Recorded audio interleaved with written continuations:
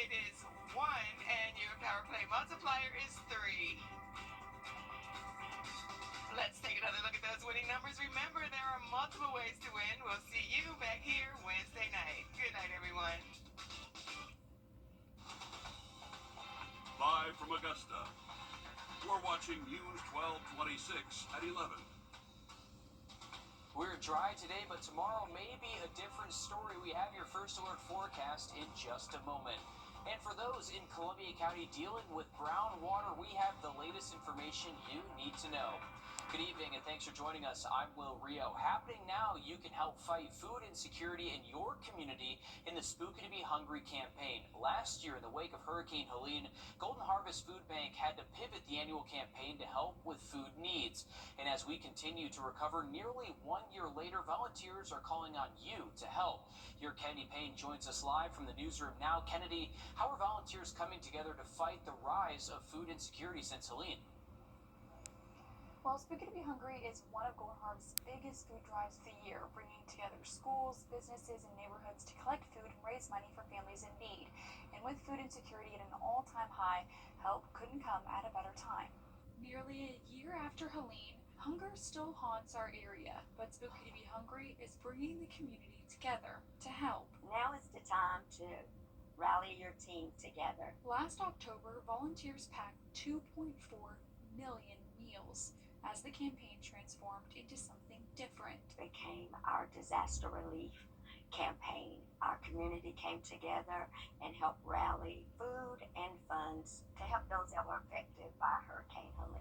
Still, food insecurity is at a frightening high. It's the highest it's been in 15 years.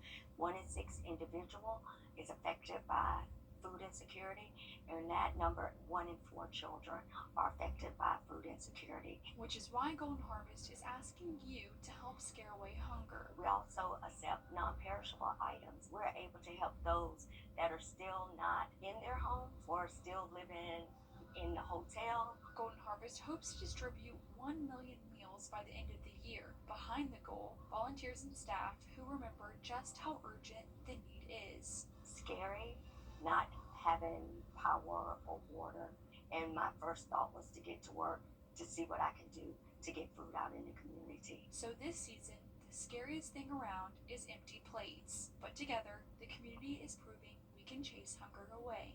The community really came together, and we're looking for the community to come together again this October. We can involve schools, neighborhoods, and businesses, so we actually can involve the entire community with this fundraiser. And Golden Harvest says even small donations matter, like $2, which is enough to feed a family 5 meals. All right, thank you, Kennedy. We know how important this campaign is to our entire community. If you would like to get involved, you have plenty of time to do so. You can help out in your neighborhood as a business or as a school in your neighborhood. You can become a Spooky Team Captain to host your neighborhood's virtual food drive.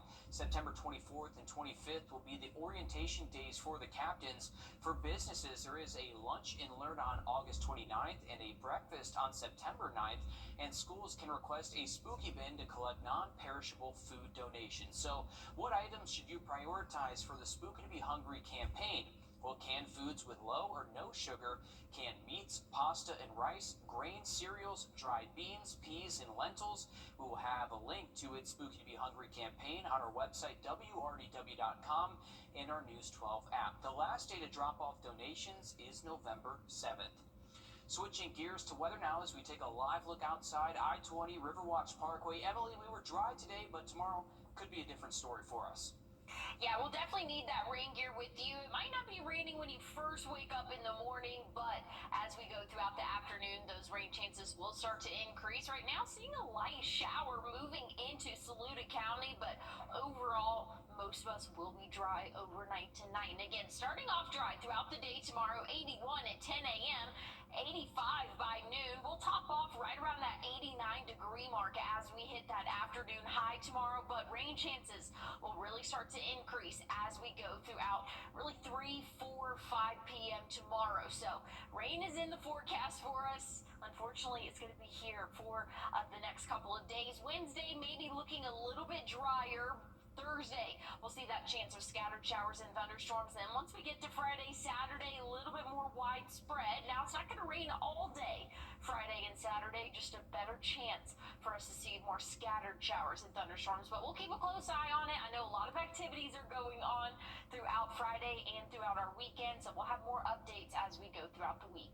Thanks, Emily. Developing tonight, neighbors in Columbia County are dealing with a brown water issue while some are having water pressure issues, and a long-term solution may be months away.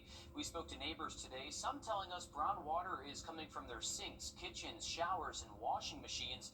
Some have been dealing with it for months. Now a Columbia County spokesperson told us it's due to a problem from manganese. That's a naturally occurring mineral that has built up in the county water pipes over time. This can discolor the water or change the way it tastes or smells. For those living with the brown water, they want to hear more from the county about this. Love to hear from them for as if it's, they just send out little flyers or whatever they send out, little pamphlets of what the quality of the water is it safe to drink, and what their alternative is. If it's not, that would be awesome to know. Columbia County says part of the issues are coming from increased water use in the summer, which is causing more water to flow through the pipes and erode the manganese in the water. Right now, the county says that you should call their office to request a crew to flush your lines. For now, the county says a more permanent solution isn't coming until November. At the start of the month, the county says it will put foam bullets into the water system. It says the bullets will remove the manganese from the water lines. The county planned on doing this during the winter when the water usage goes down. News 12 did ask what you should do in the meantime aside from getting your water flushed. We'll let you know as soon as we hear back. New tonight, Democratic Senator Jason. Well, new tonight, we are getting a look at the two people indicted in the May shooting death of a 28-year-old man at the MacArthur Park Apartments. The two murder suspects are on your screen now. 20-year-old Cameron Harris was indicted on murder and gang charges. 21-year-old Tyler Preston also faces murder and gang charges. Officials say 28-year-old Cameron Mason, who worked at the complex, was killed. Georgia Attorney General Chris Carr is saying that two suspects shot at Mason during an argument when they tried to access the apartment's pool after hours. Carr's office claims the suspects are part of the Extort Anyone gang, a local street gang with ties to the Loyalty Over Everything gang. The other three people were indicted on gang and drug charges.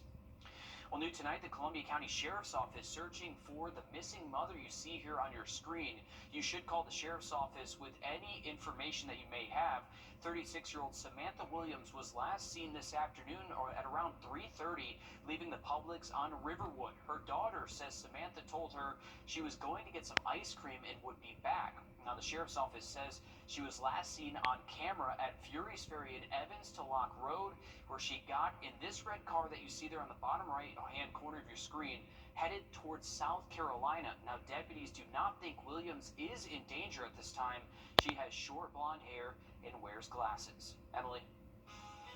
Well, looking at rain chances as we go throughout the next couple of days, going to be hit or miss for your Tuesday, Wednesday, and Thursday, but a little bit more widespread by the end of the week. I'll have a look at what we can expect throughout the next 7 days coming up. And Hurricane Aaron is triggering evacuation warnings in North Carolina. We hear from those by the coast coming up after a short break.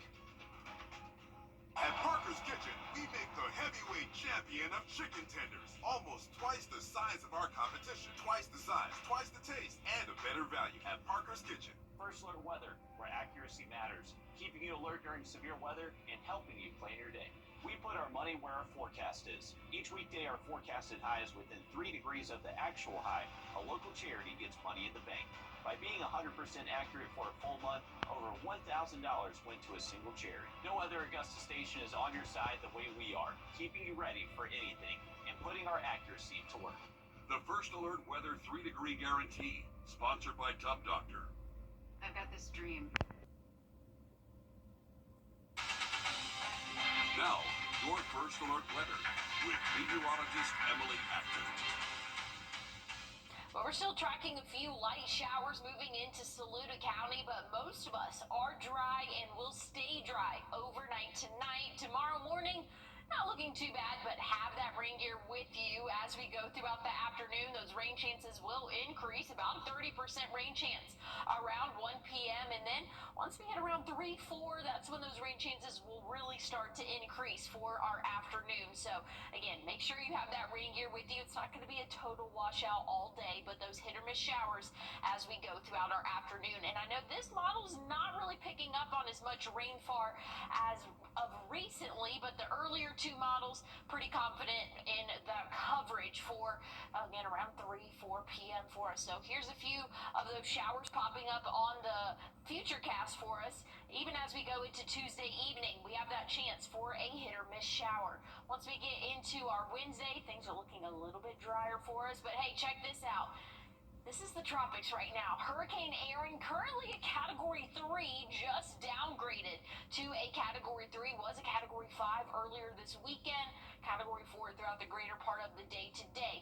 This is going to be moving off the East Coast, but it's going to be bringing up potential rip current risk as we go throughout the next couple of days. But something else we're keeping a close eye on, this area down here, highlight, or this orange X, I should say, is starting to organize and develop, and the path is looking pretty similar. At least the first half of the path is looking similar to where Hurricane Erin has formed and pushed through, but something we're going to have to keep an eye on.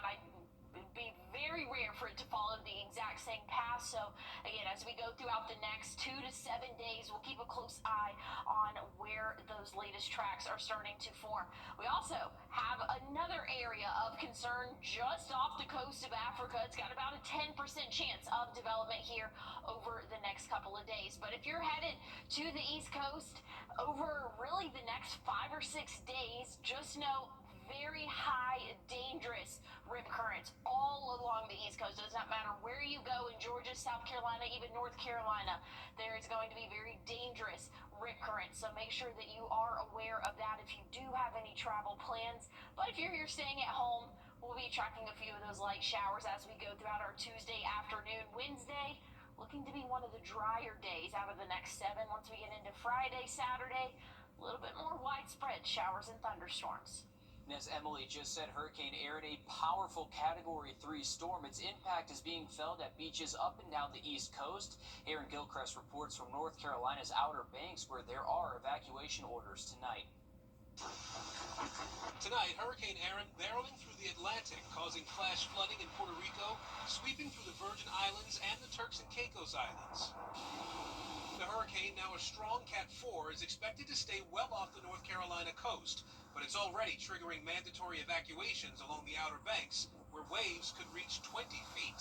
Those breaking waves will push water up into communities and potentially do structural damage along our vulnerable dune front. With parts of the only highway connecting these islands expected to become impassable in the coming days, visitors and residents on Hatteras and Ocracoke Islands being told to leave. But some locals say they're hunkering down. We've been through it many times, and we're accustomed to the roads flooding. And the old timers here, feel like this is not going to be the big one. The eastern seaboard from Florida to Massachusetts now at risk for coastal flooding and life-threatening rip currents. One beach in North Carolina seeing at least 60 rip current rescues just today. Even though the weather can be nice at the coast, it can still have dangerous surf rip current conditions from a hurricane that's well offshore. In the Virgin Islands, 2 scuba divers had to be rescued over the weekend after being swept away from their boat. This Boy Scout troop from Wisconsin stranded in St. Thomas after the hurricane cut their sailing trip short. Well, the storm arrived, and all planes became grounded. I was mainly just, hunkering down and staying in place. All this as the East Coast braces for a powerful hurricane churning in the Atlantic. Aaron Gilchrist, NBC News, Wrdw, North Carolina. All right, thank you, Aaron. Our First Alert weather team right here will continue to track Hurricane Erin as well. New tonight, for those that travel in Aiken County, SCDOT says it has finished major repairs to the US 278 bridges over Southern Railroad and Horse Creek. As you can see in the video, traffic is open in both directions, and there are only minor lane closures expected through November. And 4 of the 5 South Carolina GOP candidates speaking today at Freedom Fry. We'll hear what they have to say coming up after a short break. And as we head to break, here's a live look at Miami and your winning lottery numbers.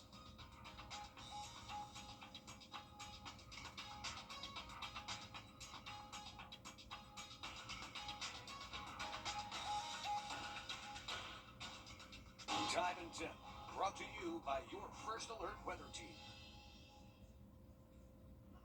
What's with all the goats? Goat. George's outstanding attorney team? After you've been injured in a car crash, call George C. Injury Lawyers and get the GOAT on your side. Hurt? Call all nines now. Thanks, Mary. The rise of AI might have you wondering if it can help with your job applications. We break down the pros and cons in just a few minutes.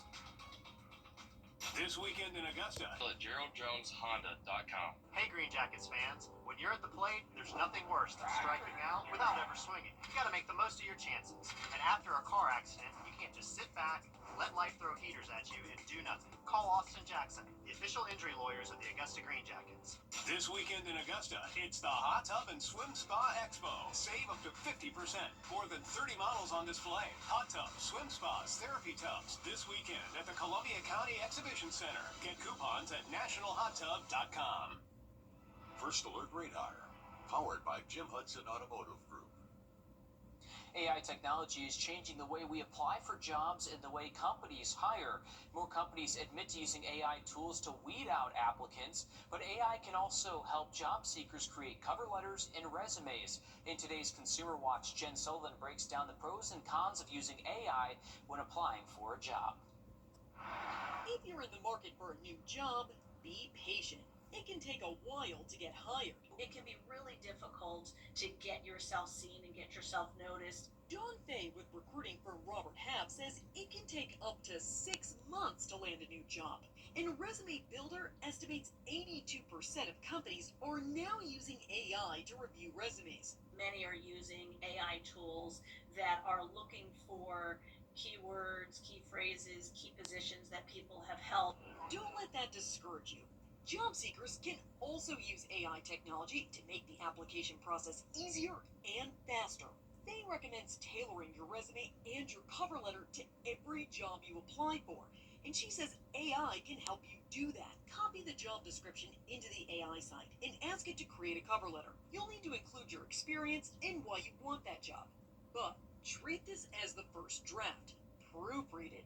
And you still have to give specifics about your personal accomplishments. What's so important when you are trying to find a job is to show those accomplishments and achievements that you've done, things that you've done that have really had a return to the organization. He also recommends reaching out to the hiring managers directly to help you get your foot in the door. For Consumer Watch, I'm Jen Sullivan. Well, Hertz is expanding a popular program that could help you find your next car.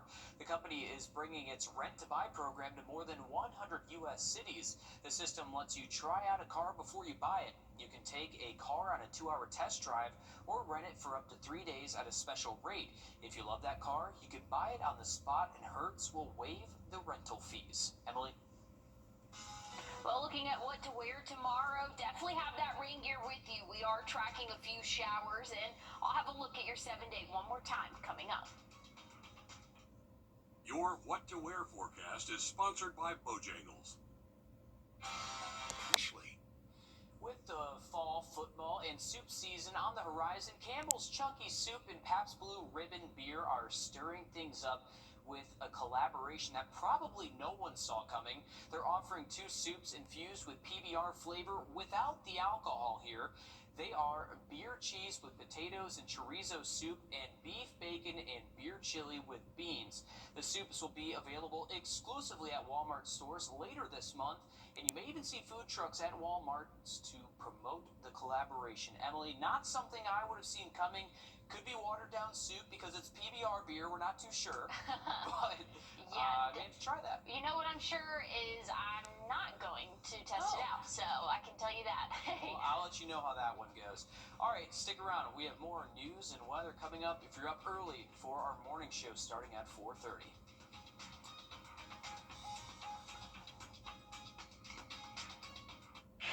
suffer from